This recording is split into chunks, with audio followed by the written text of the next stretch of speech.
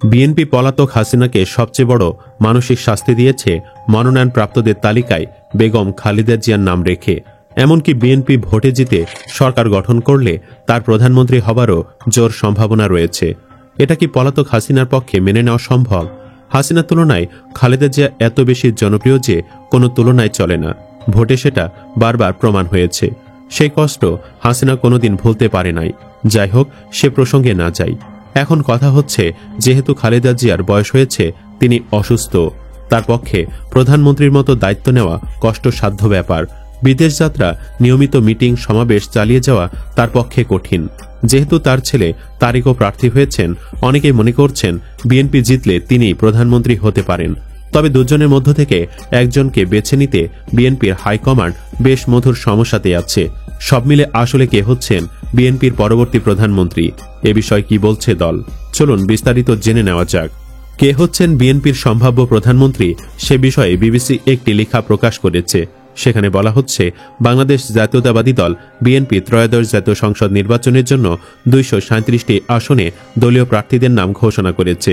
সে তালিকার শীর্ষে আছে দলটির চেয়ারপারসন খালেদা জিয়ার নাম, যিনি কয়েক বছর ধরেই শারীরিকভাবে অসুস্থ এবং চিকিৎসাধীন আছেন।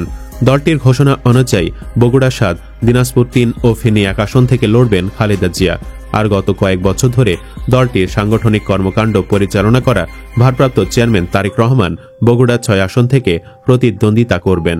কিন্তু দলটির নির্বাচনী প্রচারে কে নেতৃত্ব দেবেন আর নির্বাচনে জিতলে কে সরকারের প্রধানমন্ত্রী হবেন তা নিয়ে দলটির পক্ষ থেকে আনুষ্ঠানিকভাবে কোনো কিছু জানানো হয়নি। ফলে কাকে সামনে রেখে এই নির্বাচনের প্রচারে নামতে যাচ্ছে বিএনপি, সেই প্রশ্ন জোরালো হয়ে উঠেছে। এর কারণ হলো, একদিকে খালেদা জিয়া অসুস্থ, আবার তারেক রহমান কবে দেশে ফিরবেন তা এখনও চূড়ান্ত করতে পারেননি তিনি বা তার দল। যদিও সর্বশেষ দলের স্থায়ী কমিটির সদস্য সালাউদ্দিন আহমদ বলেছেন তারেক রহমান নভেম্বরে দেশে ফিরবেন। রাজনৈতিক বিশ্লেষকরা বলছেন, খালেদা জিয়াকে 3টি আসনে প্রার্থী হিসেবে রাখা দলটির একটি নির্বাচনী কৌশল এবং তাদের ধারণা নির্বাচনে জিতলে সরকার গঠনের বিষয়টিতে তারেক রহমানই নেতৃত্ব দেবেন। আবার কেউ কেউ বলছেন, তারেক রহমান দেশে না ফেরা পর্যন্ত তার ফেরা নিয়ে সংশয় থেকেই যাবে। সে কারণে বিএনপি নেতৃত্বের জায়গায় খালেদা জিয়াকে রেখেছেন 3টি আসনে প্রার্থী করার মধ্য দিয়ে। সালাউদ্দিন আহমদ বলছেন, আমরা আশা করি দেশনেত্রী বেগম খালেদা জিয়া সম্পূর্ণ সুস্থ হয়ে নেতৃত্ব দেবেন। নির্বাচনে মাঠে ময়দানে নেতৃত্ব দেবেন জনাব তারেক রহমান। আর বর্তমান বাস্তবতায় জনাব তারেক রহমান প্রধানমন্ত্রী হবেন, এটাই আমাদের চিন্তা। ব্রিটেনের রাজনৈতিক আশ্রয়ে থাকা তারেক রহমান ইতোমধ্যেই বাংলাদেশে তার বিরুদ্ধে থাকা সব মামলা থেকে অব্যাহতি পেয়েছেন। তাই তার দেশে ফিরতে কোনো বাধা নেই। তবুও কোনো এক অজানা কারণে তিনি দেশে ফিরছেন না। খালেদা জিয়া নির্বাচনে প্রথম অংশ নিয়েছিলেন 1991 সালে সংসদ নির্বাচনে। তার জ্যেষ্ঠ ছেলে তারেক রহমান এবারই প্রথম নির্বাচনে অংশ নিচ্ছেন। যদিও 2008 সালের 22 জানুয়ারি নির্বাচনে তিনি প্রার্থী হয়েছিলেন, কিন্তু সে নির্বাচন শেষ পর্যন্ত হয়নি। আওয়ামী লীগ আমলে 2018 সালের 8 ফেব্রুয়ারি জিয়া অরফানেজ ট্রাস্ট দুর্নীতির মিথ্যা মামলায় খালেদা জিয়ার কারাদণ্ড হওয়ার পর বিএনপির পক্ষ থেকে তারেক রহমানকে ভারপ্রাপ্ত চেয়ারম্যান হিসেবে ঘোষণা করা হয়েছিল। মূলত এরপর থেকে দলীয় কার্যক্রম তাকে ঘিরেই পরিচালিত হচ্ছে। তবে তারেক রহমান এসব কর্মকাণ্ড লন্ডন থেকে পরিচালনা করে আসছিলেন। এর আগে 2001 সালের সংসদ নির্বাচনে বিএনপি নেতৃত্বাধীন জোট বিরাট জয় নিয়ে সরকারে আসার পর তারেক রহমানকে দলের সিনিয়র যুগ্ম মহাসচিব পদে নিয়োগ দেওয়া হয়েছিল। অনেকে মনে করেন সেই সিদ্ধান্তের মাধ্যমে খালেদা জিয়া কার্যত তখনই তারেক রহমানকে দলের ভবিষ্যৎ নেতা হিসেবে তুলে ধরতে শুরু করেন। যদিও তত্ত্বাবধায়ক সরকারের প্রধান কে হবেন এ নিয়ে রাজনৈতিক সংকটের মুখে 2007 সালে সেনা সমর্থিত তত্ত্বাবধায়ক সরকার ক্ষমতায় আসার পর বিএনপি চরম সংকটে পড়েছিল। ওই বছরের 7 মার্চ গ্রেপ্তার করা হয়েছিল তারেক রহমানকে। পরে তার মা খালেদা জিয়াও গ্রেপ্তার হয়েছিলেন। 18 মাস কারাগারে থাকার পর 2008 সালে 3 সেপ্টেম্বর তারেক রহমানকে মুক্তি দেওয়া হয়। এ সময় তিনি হাসপাতালে চিকিৎসাধীন ছিলেন। এর আগে 13টি মামলায় জামিন পান তারেক রহমান। এরপর ওই বছরের 11 সেপ্টেম্বর লন্ডনের উদ্দেশ্যে ঢাকা ছাড়েন পরিবারের সদস্যদের সঙ্গে নিয়ে। তিনি লন্ডন যাত্রার আগে তার মা খালেদা জিয়া গণমাধ্যমকে জানিয়েছিলেন যে সুস্থ না হয়ে ওঠা পর্যন্ত তারেক রহমান রাজনীতির বাহিরে থাকবেন। তবে 2018 সালের 24 এপ্রিল বিএনপি মহাসচিব মির্জা ফখরুল ইসলাম আলমগীর প্রথমবারের মতো স্বীকার করেন যে 2012 সালে তারেক রহমান ব্রিটেনের রাজনৈতিক আশ্রয়ের আবেদন করেছিলেন এবং 1 বছরের মধ্যেই সেটি গৃহীত হয়েছে। এর মধ্যে লন্ডন থেকে রাজনীতিতে সক্রিয় হয়ে ওঠেন তারেক রহমান। এক পর্যায়ে খালেদা জিয়ার কারাদণ্ড হলে দলের পূর্ণ কর্তৃত্ব ও নেতৃত্ব তার হাতেই উঠে আসে। দলটির সভা সমাবেশে গত কয়েক বছর ধরে নেতাকর্মীদের কাছে তারেক রহমানকেই মুখ্য ব্যক্তিত্ব হিসেবে তুলে ধরা হচ্ছে। আন্দোলনের মুখে শেখ হাসিনা সরকারের পতনের পর 2024 সালের 5 আগস্টে নির্বাহী আদেশে মুক্তি পান খালেদা জিয়া। এরপর তিনি চিকিৎসার জন্য লন্ডন সফরে গেলে 7 বছর পর সাক্ষাৎ হয় মা ও ছেলের। কিন্তু দলটির সার্বিক কর্মকাণ্ড তারেক রহমানের নেতৃত্বে পরিচালিত হচ্ছে। এমনকি লন্ডনে তার সঙ্গে বৈঠকের পর অন্তর্বর্তী সরকারের প্রধান উপদেষ্টা ফেব্রুয়ারিতে সংসদ নির্বাচনের বিষয় ঘোষণা দিয়েছিলেন।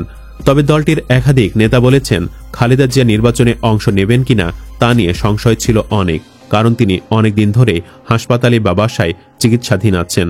তাদের ধারণা ছিল প্রতীকী হিসাবে খালেদা জিয়া হয়তো একটি আসনে থাকবেন আর মূল নেতা হিসেবে তারেক রহমানই হয়তো একাধিক আসনে নির্বাচন করবেন। কিন্তু দলের প্রার্থী ঘোষণার পর দেখা গেল খালেদা জিয়া 3টি আসনে আর তারেক রহমান একটি আসনে নির্বাচন করছেন। রাজনৈতিক বিশ্লেষক ও ঢাকা বিশ্ববিদ্যালয়ের অধ্যাপক ডক্টর কাজী মারুফুল ইসলাম বলেন, এই সিদ্ধান্তের মাধ্যমে বিএনপি এই বার্তায় দিয়েছে যে খালেদা জিয়া এখনও সক্রিয় আছেন এবং তিনি দলটির শীর্ষ নেতা। তিনি আরও বলেন, আমার কাছে মনে হয় খালেদা জিয়াকে প্রার্থী করে আনাটা হলো দলটির নির্বাচনী কৌশলের অংশ। দলটির অবস্থান বা নির্বাচনে যে অনেক প্রশ্ন এখনও আছে সে বিষয়ে একটা বার্তা গেছে যে নির্বাচন নিয়ে আর কোনো অনিশ্চয়তা নেই। আর খালেদা জিয়ার ভাবমূর্তি কাজে লাগানোর কৌশল তো আছেই। তার মতে তারেক রহমান এখনও দেশে না আসায় তার ফেরা নিয়ে অনিশ্চয়তা বা উদ্বেগ এখনও কাটেনি। লেখক ও বিশ্লেষক মহিউদ্দিন আহমেদও বলছেন, এই অনিশ্চয়তার কারণে হয়তো 3টি আসনে নির্বাচনে খালেদা জিয়াকে প্রার্থী করে বিএনপি বোঝাতে চেয়েছে যে তিনি এখনও দলনেতা। তিনি বলেন, নির্বাচন ও সরকারের কে নেতৃত্ব দেবেন বিএনপির হয়ে তা এখনও পরিষ্কার না।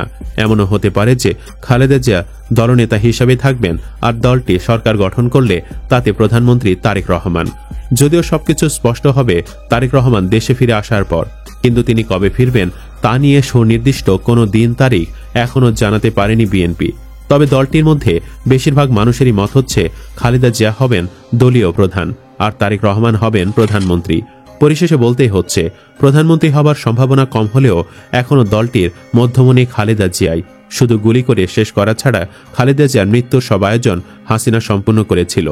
চিকিৎসা নিতে বিদেশে যেতে না দেওয়া ছিল তারই অংশ।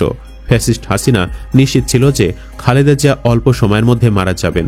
সে কথা সে একাধিকবার জঘন্য ভাষায় প্রকাশও করেছে। সে খালেদা জিয়া এখন আবার 3 আসন থেকে বিজয়ী হবেন ইনশাআল্লাহ। অল্প সময়ের জন্য হলেও চাইলে তিনি প্রধানমন্ত্রী হতে পারেন। মানবতা বিরোধী অপরাধে হাসিনার যদি ফাঁসির রায়ও হয় তার চেয়েও বড় শাস্তি খালেদা জিয়ার বেঁচে থাকা, নির্বাচন করা, এমপি প্রধানমন্ত্রী হওয়া দেখা।